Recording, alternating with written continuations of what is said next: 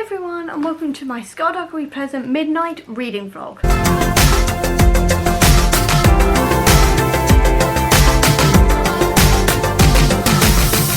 So this is the 11th book in the Skulduggery Pleasant series, which is about a magical skeleton detective and his best friend slash partner, Valkyrie Kane, as they try to save the world from various magical threats. This is obviously the 11th book, like I said, so I can't tell you exactly what's going on, but this is my favourite series of all time. I have been reading all of the books over the last couple of months for the Dead Famous read-along, and I have never read this book. So from the last book, which was Resurrection, I have not read any of these books, so I am so excited to continue reading this series, finding out what this one's about. I think Valkyrie's sister gets kidnapped in this one, yes, and that's all I know. I'm just very, very excited to get to this one.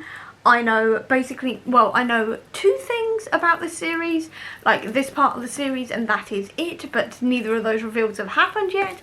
But I am so excited to read this, so let's get into it. So I'm now on to chapter 6. Please ignore the sound of my laptop, by the way. It's currently downloading my reaction to my 2021 goals video, so it's taking a while.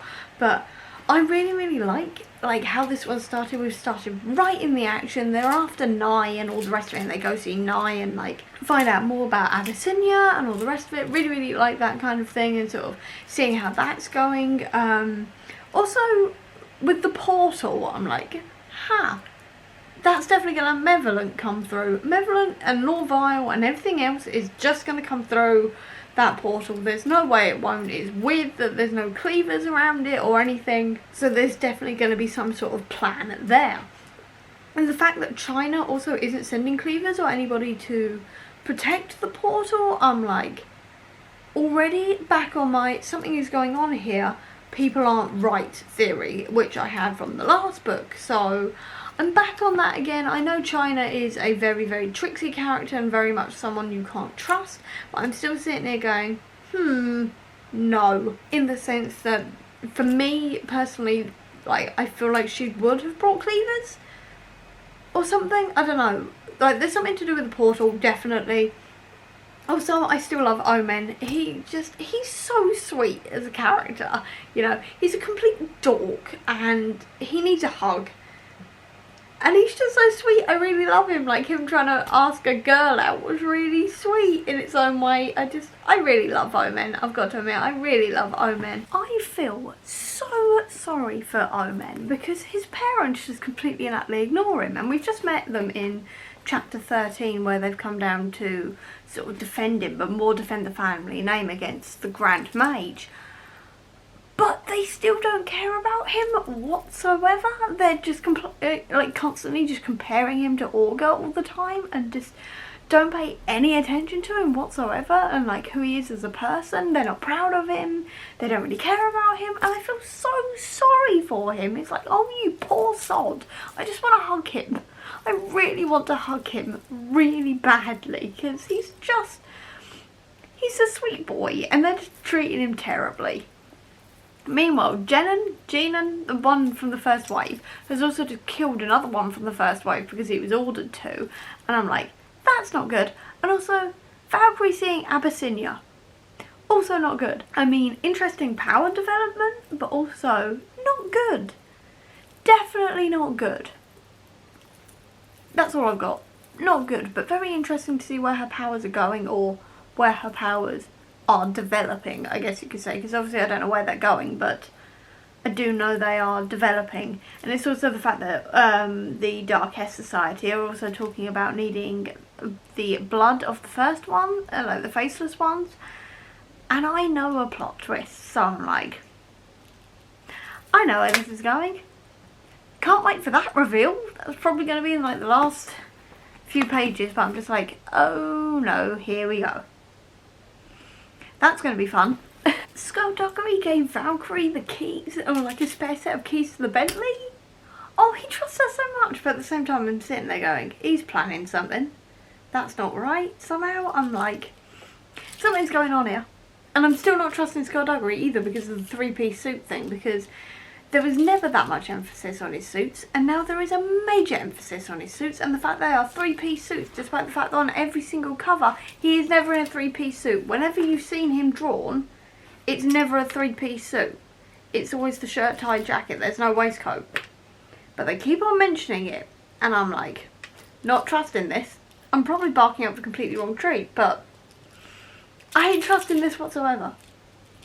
Just not trusting it. I loved that scene with the meal between like Valkyrie and her family and Skulduggery, and the fact they just brought Skulduggery over to basically question what was going on and like deal with Valkyrie's dangerous life. I really liked that for some reason. I like seeing like how Valkyrie's parents are still dealing with the fact that she has a very dangerous job. I love that they've sort of backed off a little, but they're also still going, you're going to keep our daughter safe, right? I love that. I also still really enjoy Valkyrie's hesitancy about being around them, and she's still got this guilt for what she did to Alice. I really like that. Alice, very sweet, but personally I'm not trusting her, but that could just be because I've had so much time in the live streams where Lizzie is insisting that Alice is going to turn out to be evil, so I don't know if that's influencing me or what, but I'm sitting here going, is she a bit too intelligent for a 7-year-old? I don't know. I don't spend that much time around kids, so I've got no idea if she's acting weird for a 7-year-old, quite frankly. But I really like just generally that whole interaction. I can tell that the babysitting though is going to go wrong because, I mean, it literally says on the back here that Valkyrie fights or is in danger as a ruthless killer snatches her little sister. So, and Valkyrie's only has 6 hours to find Alice before it's too late. So clearly Alice is going to get kidnapped. Probably then, because I'm 114 pages in and she hasn't been kidnapped yet. So I'm guessing that's going to happen soon. Generally though, I am still really enjoying this and sort of seeing like more about like Omen's life and how he's dealing post that adventure that they had, how Valkyrie's moving on a little bit, how her and Skulduggery are working, and sort of seeing these hints of Abyssinia. Also, can we just say that Derek Landy's gotten a lot more political in these books, I guess you could say, because the US President Flannery is definitely a Trump parody. You can tell that every single time he talks, with the way that he's going like, oh, I'm much smarter than everybody else, and how like he's like being voted like the worst president in history, and his reactions to that are all very Trump. Then you've got Gravid as well, who they've just arrested. The way he's protesting against these refugees is very similar to the situation in England with how people deal with refugees over here, or at least a subset of people deal with refugees over here, shall we say. But I love that Derek Landy's really going into this now and sort of bringing in these real world examples of things in the world. I think it really grounds these books even further into the real world, which I really like. The only thing I am missing is the pop culture references. And I mean, there has been pop culture references to like David Cassidy, Grease, 10 Things I Hate About You, things like that, but I'm talking about like the really nerdy stuff. I haven't really seen any of that in the last 2 books. I don't know if I've just missed it or if it's just things that I'm not totally interested in that I haven't seen, but I haven't seen any references to like hulking out or anything like this. So I would like to see that, and I'd also like to see Tanith. She's been mentioned again, still haven't seen her, and I'm like, where the hell is Tanith? I'd really like to know where Tanith is. If we could have like another Tanith spin-off book to explain where the hell she is, if there's no explanation in these books, I'd very much like that. But let's be honest here, Derek Landy did not suddenly forget how to write or anything else.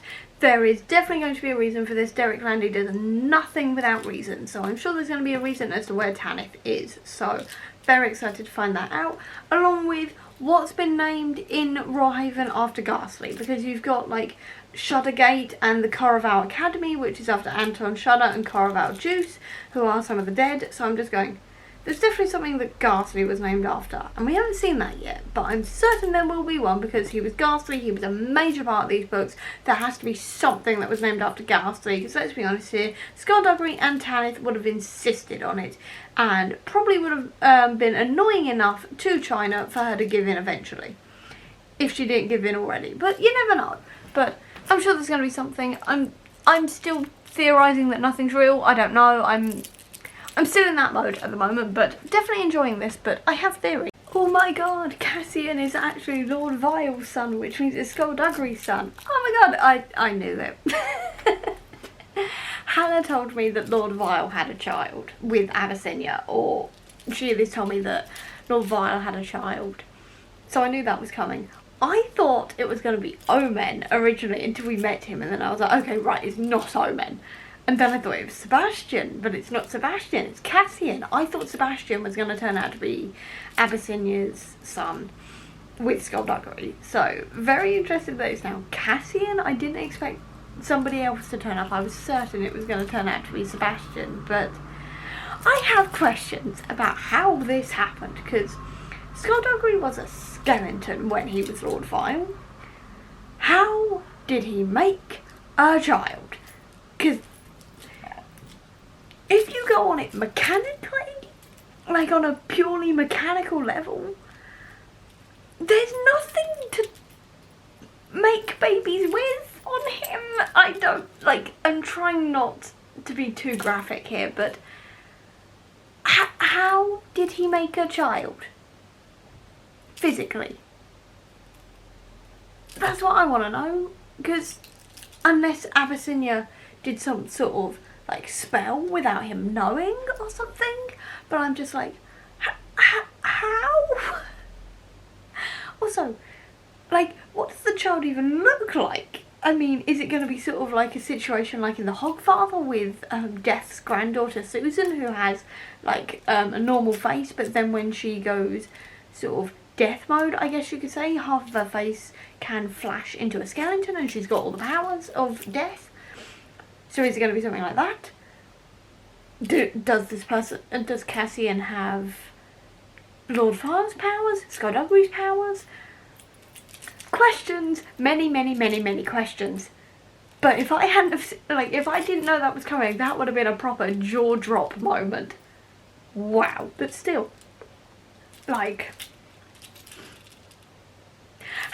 how I'm hoping for an explanation. Probably not. This is YA novel, but I'm hoping for an explanation here at some point, because I'm confused. I don't know if I'm looking at this from a medical logic brain moment, but I'm just like, how? I've just got how at the moment. I don't, like, the why is fine. The when, also a question. Who sorted, what's the other one? Don't know. But how? The only question I have right now is how. So I've now just reached chapter 32 and I have some thoughts. First one is that we finally have a pop culture reference that I really appreciate, and that is the Spider-Man reference that Omen makes to, what's her name? I can't remember. I can never remember her name. Ornia. I'm pretty sure that's how you pronounce it. Anyway, Ornia. Either way, the girl from the other reality. So finally get the pop culture reference back, which I really enjoy. I'm always here for them. I have missed them in this book and the previous one. I also really like Omen and this girl. I mean, I know that they didn't manage to go on a date or anything because the Cleavers are keeping all of the refugees in the camp, but I really hope that she's not, like, secretly evil or a plant or something, because I really like her and I like him and her together. I think Omen needs that kind of companionship, so I really hope she isn't actually evil or anything, because I quite like her. Seeing the flashbacks of Skulduggery with Abyssinia before he became Lord Vile is really quite disturbing, quite frankly, seeing how he doesn't care about human death or anything like this. Seeing, like, flashes of that descent into becoming Lord Vile is really quite disturbing to me, quite frankly, but really enjoyable to actually see that part and seeing, like, the beginnings of their relationship and how it all went wrong, things like this. Really enjoyed that. Also, Val drunk is hilarious. Like, she was sort of drunk on the medication after she got the parasite through her chest. I found that very funny, to be honest, because, like, you don't see Val drunk or anything like this, so that was quite fun to see her sort of, well, drunk, essentially. She wasn't actually, but you know what I mean, inebriated, I guess you could say. I found that very funny. And I am also very much here for Val and Melitza. I'm going to say Melitza. I don't know how to pronounce it, but I really like them. I'm pretty sure they get together because I'm pretty sure Valkyrie is bi in these, and it's revealed in these books that Valkyrie is actually bisexual, so, and I know she gets a girlfriend, so I'm pretty sure it's Melitza. I really like them, and to be honest, I wouldn't mind them being together. I don't know, I feel like she may be good for Valkyrie, to be honest. She's at least a better option than Valkyrie's previous love interest, to say the least. I'm hoping that doesn't backfire. Really hoping that doesn't backfire on me. I'm treating everyone with caution because obviously Derek Landy is the king of the plot twists and all the rest of it. I kind of want to be prepared, and I don't know what's going to happen in these ones, so I'm just sort of sitting here bracing myself. But at the same time, I am wondering when the kidnapping is going to happen, because we are nearly halfway through now and the kidnapping hasn't happened yet, so I'm a bit like, when's the kidnapping happening? I'm sure it's going to be this Thursday night when Valkyrie is like looking after her sister, but I'm sort of like, when's the kidnapping happening? Because while I am enjoying it, I'm sort of sitting there going, I was promised a kidnapping, so hopefully that's going to happen soon. I did also like the scenes with the team saving Cassian as well. I feel very, very sorry for Cassian, quite frankly, because he's been through hell, but I did quite like that scene as well, sort of seeing these other people's powers and sort of like the state Cassian was in. Tanith finally showed up. Yes! I've been waiting for Tanith to show up for the last book and a half, and we're literally like, well, probably about halfway now? I'm now halfway, but it was a couple of chapters ago. And this is like the second book in this new series, and Tanith has only just shown up, but she seems to be working for what is essentially the Red Room again, and I'm like, is this an undercover thing? Is she undercover? Is she lying to Sebastian? Or am I using this to feed into my everything is wrong theory that I had from the last book? Because I'm sitting here going, Tanith would never. Like, she would never. She's Tanith. She'd also go immediately to Valkyrie the second she knew Valkyrie was home, and she hasn't done that yet, and I'm like, excuse me?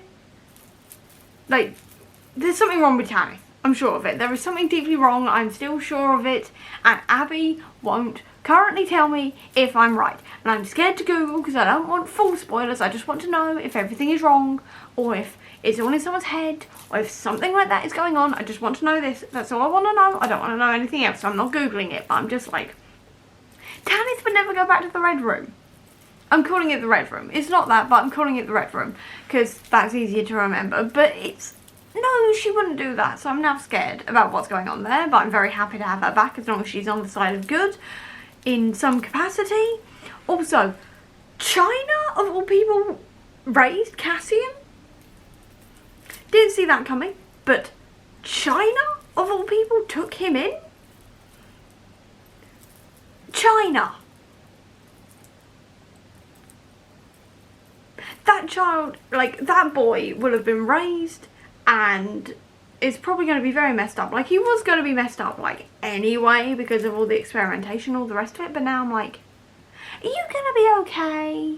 I don't think he is. I really don't think he's going to be okay. But imagine being raised by China. And then also Valkyrie's comment about China and Skulduggery basically being parents. And I'm just like, that's a terrifying thought.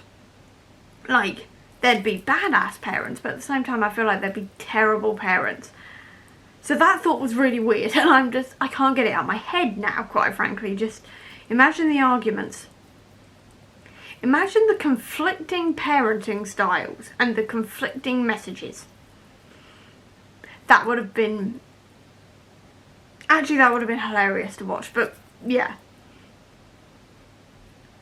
Honestly, that is probably, yeah, thinking about it, that is probably the weirdest thing this series has thrown at me. Also, Cassian killed Mevalent.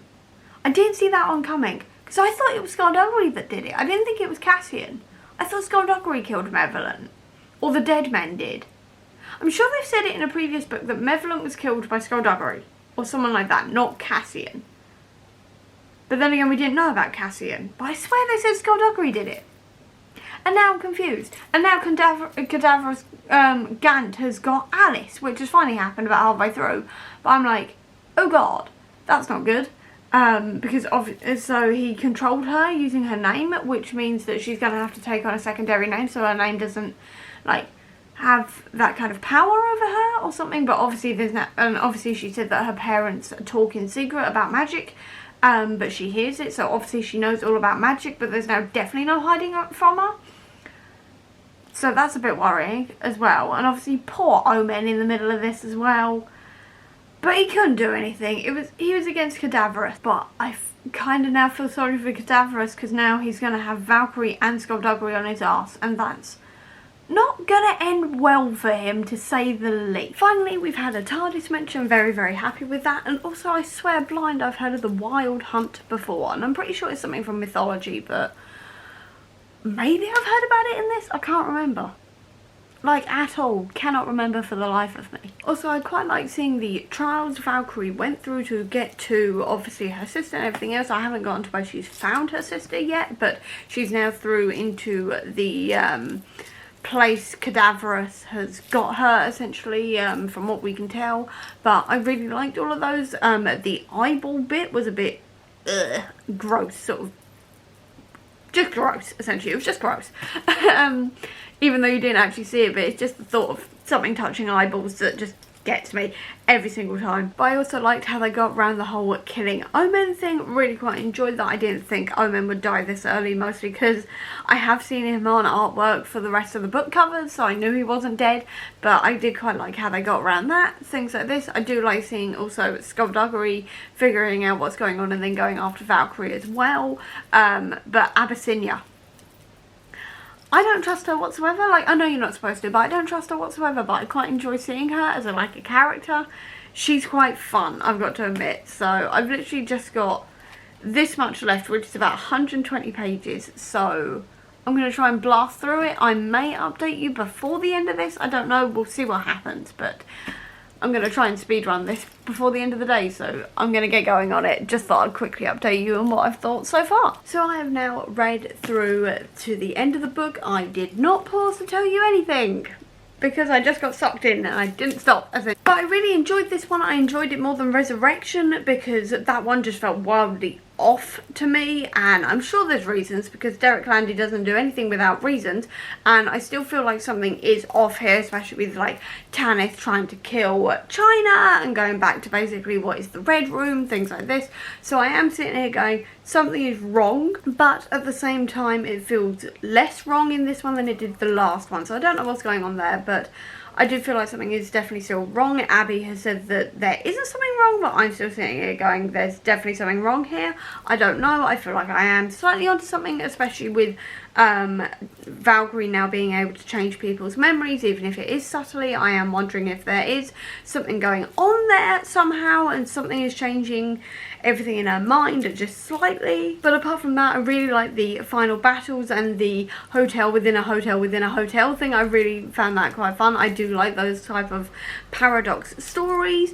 I really like seeing that whole battle thing and how Valkyrie copes with not being able to use magic in a fight, and then what she does when she does get her magic back and everything like this. I really think Cadaverous was such a good villain as well, because obviously he is this massive villain who is hugely powerful, and such a big villain in that sense that he is so powerful, and seeing her trying to deal with that was really, really fun.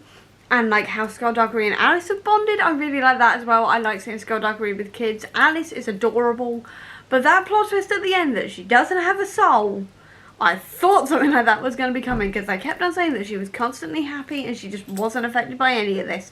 So, and obviously there was going to be some sort of consequence for obviously Valkyrie killing her in the Dying of the Light. Obviously there had to be that consequence, so clearly there is going to be that consequence in the sense that Alice has no soul. So very, very interesting on that one, and the fact that Valkyrie is now blaming herself because it was actually her fault. But very, very interesting to see where that's going to go. I thought it was going to turn out Alice had become a reflection, but I mean, it makes more sense that she doesn't have a soul. I also really like the chapters with Flannery as well, if not just because it's a blatant Trump parody, which I really enjoy. But the fact that I did see Wilkes actually being a spy, did see that coming.